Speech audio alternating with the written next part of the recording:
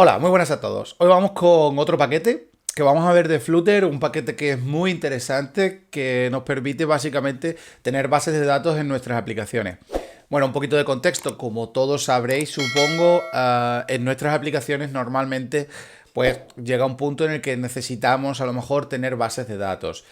Esto no pasa siempre, o sea, no siempre nuestra aplicación necesita de bases de datos. De hecho, yo una de las máximas que sigo es la de Keep It Simple. O sea, es decir, si no necesitas una base de datos, no te crees una base de datos. O sea, si puedes, por ejemplo, utilizar simplemente unas preferencias o incluso ficheros o algo así, yo no me liaría a hacer bases de datos. Hay que ser pragmáticos en ese sentido.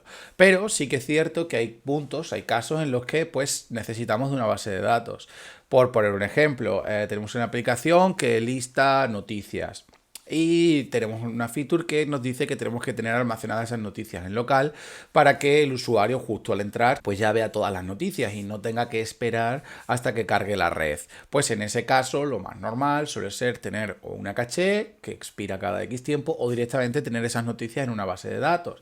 También podemos tener bases de datos para pues múltiples cosas. Por ejemplo, si tenemos un e-commerce, los productos son estáticos y no cambian, pues lo más normal y lo más sensato es descargarlos la primera vez, esos productos, y ya no tener que volver a descargarlos más, es lo más normal, o descargarlos cada mes. Y para eso tenemos bases de datos. Entonces, en el panorama mobile, tanto en Android como en iOS, tenemos pues varias formas de tener bases de datos locales en nuestro móvil. Y son sobre todo dos, ¿vale? Las dos más importantes, así las dos formas. Son las bases de datos relacionales y las no relacionales, que básicamente es pues en todo lo que son bases de datos en todo el mundo. Los que vengáis de Android nativo o de iOS nativo, pues sabéis que en ambos casos pues teníamos dos opciones muy marcadas, ¿no? Como eran SQLite o SQLite, y también tenemos Realm, que es la otra así más conocida. Es verdad que también ahora tenemos CodeInDB y demás, pero bueno, son las dos más conocidas. De hecho, SQLite es, pues yo creo que la más, es la universal, ¿no? De hecho, en el caso de Android, pues está soportada directamente con una librería oficial, como es Room, pero también tenemos librerías como para Kotlin Multiplatform, como SQLite, bueno, hay un montón, ¿vale? Básicamente es una base de datos relacional, normal y corriente, pero que tiene la particularidad de que es muy liviana, de ahí el lite. ¿Y por qué es tan liviana? Bueno, pues porque simplemente es un fichero .db y ya está. No necesitas servidor, no necesitas nada para conectarte a ella y para hacer el manejo. Simplemente es un fichero sobre el que se pueden ejecutar una serie de consultas, sobre el que se puede ejecutar una serie de transacciones y ya está. Entonces es muy sencillo. Una vez nos hemos puesto a tono, por así decirlo, ¿cómo podemos implementar con Flutter este tipo de bases de datos? Pues en mi opinión, el mejor plugin que hay es SQFlite, ¿vale? De Flutter, obviamente. Y vamos a echarle un vistazo al plugin para que veáis un poco la pinta que tiene y cómo va. Bueno, pues ya estamos aquí en la página web del plugin. Como veis, bueno, es una pasada, es un Flutter Favorite plugin, o sea que, bueno, estamos hablando de un plugin en este sentido sí que no es oficial porque no lo es, pero bueno, está muy bien soportado, tiene muchísimo desarrollo detrás. Como podéis ver, está disponible para Android y para iOS. Aunque tengo que decir que viendo en el código, porque me he descargado el código y demás, sí que tiene cosas para web. Entiendo que a lo mejor o no está actualizado o están trabajando en la versión y todavía no la han sacado. Por ahí. A lo mejor en la pre-release esta del Null Safety lo mismo lo meten. No lo sé, ¿vale? No lo sé. Pero sí que he visto cuando me he clonado el repositorio que sí que tienen esa opción, ¿vale? O sea, tienen opción de web. Así que, pues no sé muy bien cómo funcionará. De momento, soporta iOS, soporta Android y soporta macOS, ¿vale? Tanto ARM como UI. Entonces, ¿cuáles son las grandes características que tiene? Bueno, pues como todos sabéis con Flutter, pues lo mejor que tiene es que te da igual que sea Android o iOS, es que lo vas a tener igual. Y eso es una grandísima ventaja, la verdad. Pero bueno, vemos que soporta transacciones y batches. Una transacción batch no es ni más ni menos que una transacción múltiple. Vosotros ponemos en la casuística de que tenéis que insertar 4000 tuplas. No vas a hacer una transacción por cada insert, porque eso es lentísimo. Entonces lo normal es hacer una transacción que implique a todos esos inserts, ¿vale? Pues eso es. Tiene helpers para insertar, para obtener, para actualizar. Bueno, eso lo vemos ahora, la verdad es que está bastante bien hecho. Y una cosa muy importante es que todas las opciones de la base de datos, todas las interacciones que se hacen, están ejecutadas en un hilo de background. Que eso es muy importante porque no bloqueamos el hilo de UI, que eso siempre está bien. Bueno, ¿Cómo lo usamos? Pues como estamos acostumbrados a usar cualquier paquete, en este caso SQFleet 130, y ahora vamos a ver el tema de los ejemplos, cómo funciona. Una cosa muy interesante que tiene es que te permite tener una base de datos precargada.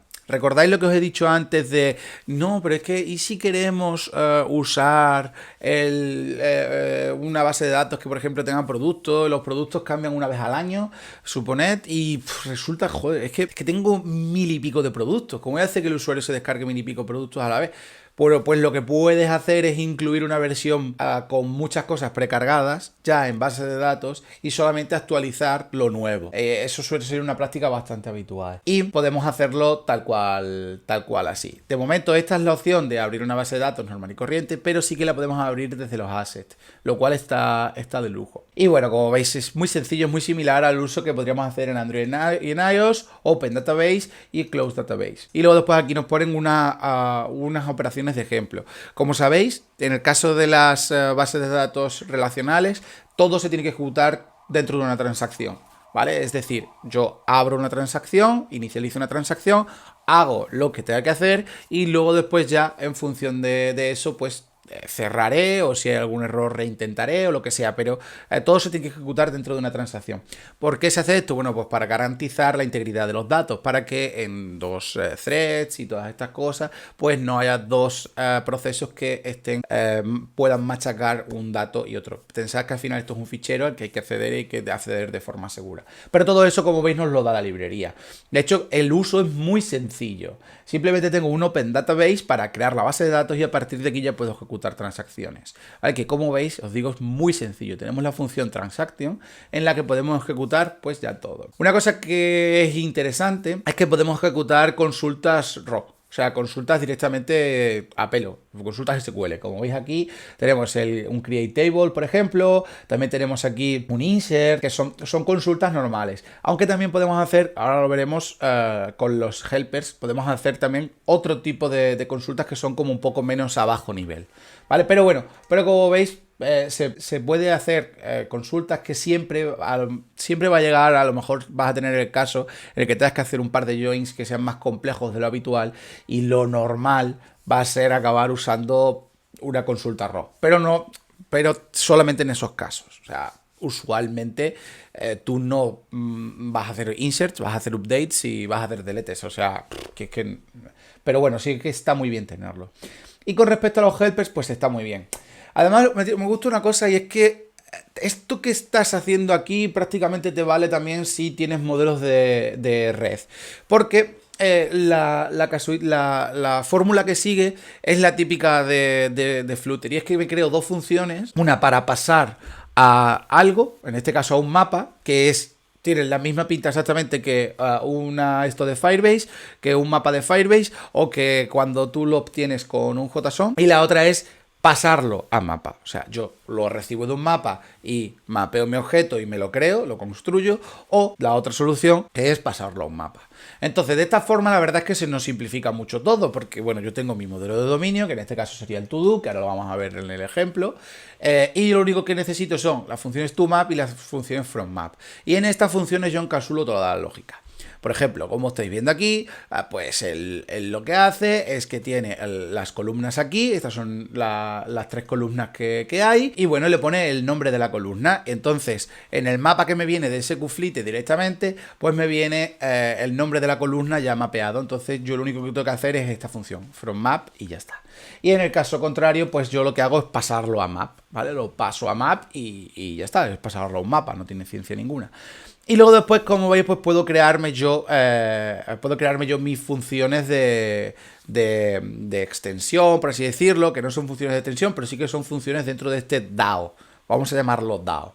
Por ejemplo, aquí, si os fijáis, tengo un insert. Vale, este insert, table2do realmente lo que es una string, como podéis ver aquí. O sea, table2do es una string, no tiene más. Pero sí que tenemos una función en la que tú le pasas una string y le pasas un mapa, la función se llama insert, y ya se encarga él de insertarlo. lo cual está de lujo, ¿vale? No tenemos que comernos mucho más la cabeza, simplemente tenemos que hacer bien los mapeos y ya está. Haciendo bien los mapeos nos despreocupamos de todo. Y bueno, otro ejemplo, por ejemplo, aquí en el caso de la query, pues podemos hacer la query igual y de hecho tenemos el método, en el método tenemos un parámetro que es las columnas, en el que nosotros podemos decir, vale, pues quiero solamente la columna X, Y y Z, como está pasando en este caso, o lo quiero todo, entonces en ese caso no especificaríamos el parámetro, pero como veis está bastante guay. Y también tenemos el where, ¿vale? El where para meter o no parámetros, que eso está muy bien. Y como os digo, bueno, pues esta forma, si os fijáis, esta forma de generar consultas SQL, pues es como que mucho más, es como que mucho mejor, ¿vale? Es mejor que el hecho de tener ahí las consultas en raw, que siempre te puedes confundir, al final acaba siendo una string, no sé. Bueno, pues sin más dilación, nos vamos a ir a ver el código directamente en el ejemplo. Vale, pues ya tengo el ejemplo aquí abierto y como veis es muy parecido a lo que teníamos antes. Simplemente yo tengo aquí la clase todo, en la que, pues, es que esto es un mapeo, es que no tiene más, ¿vale? Yo sí que es cierto que yo no guardaría las strings aquí como variables globales, supongo que lo hacen solo a modo de ejemplo, yo las encapsularía, lo encapsularía todo dentro de la clase todo o de la clase todo VO, que es value object, o lo que sea, ¿vale? Pero no lo haría directamente aquí, no me acaba de convencer. Pero bueno, pero simplemente a nivel de ejemplo. Y como veis ya os decía, es que es muy sencillo y muy intuitivo hacer las consultas.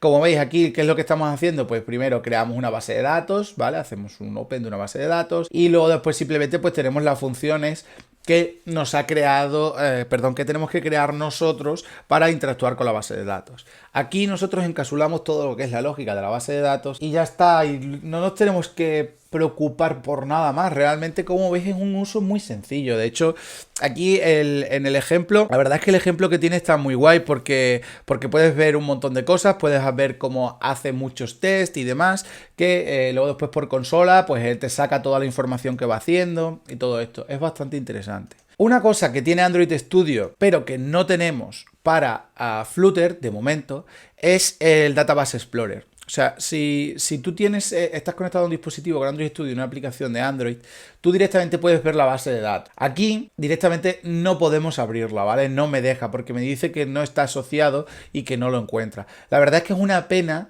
que en Flutter no tengamos ni la posibilidad del emulador ni la posibilidad del Database Explorer, o por lo menos yo no la conozco. Si tú la conoces, por favor déjamelo en los comentarios porque la verdad es que me interesa muchísimo. Pero bueno, como os decía, el ejemplo la verdad es que está bastante bien. La gente no suele echarle vistazos a los ejemplos, pero los ejemplos al final casi siempre te van a dar toda la información que tú necesitas. Como veis, pues tenemos lo típico, tenemos el get, que sería hacer una query normal y corriente, tenemos un borrado, tenemos un actualizado. Y como veis que es muy sencillo, es lo que comentábamos, ponemos el nombre de la tabla, le pasamos el mapa, los parámetros y luego después el where y ya está. Es muy cómodo trabajar con esto, la verdad es que es bastante sencillo y en pocos segundos, o sea, nada, prácticamente nada, podemos tener una base de datos funcionando. Una cosa que sí que quiero que tengáis en cuenta es que la base de datos se tiene que inicializar por lo general al principio de que nuestra aplicación se haya ejecutado. Entonces, si utilizáis un inyector de dependencias o algo así, tenedlo en cuenta, inicializarla primero para luego después no tener que hacer una wait y un open cada vez que la usemos. Una cosa es abrir una base de datos y otra cosa es ejecutar una transacción, ¿vale? O sea, son dos cosas distintas. Tú puedes tener una base de datos abierta sin ejecutar transacciones. Y bueno, esto ha sido todo. Espero que el plugin os haya resultado interesante. A mí me parece muy interesante, lo he usado bastante y la verdad es que funciona muy bien. No he tenido ningún tipo de problema con este plugin. Así que nada, si te ha gustado el vídeo, volvemos otra vez, dale me gusta, porfa, compártelo si quieres, si lo consideras interesante con tus colegas, por redes sociales, lo típico. Y nada, nos vemos en el siguiente. Adiós.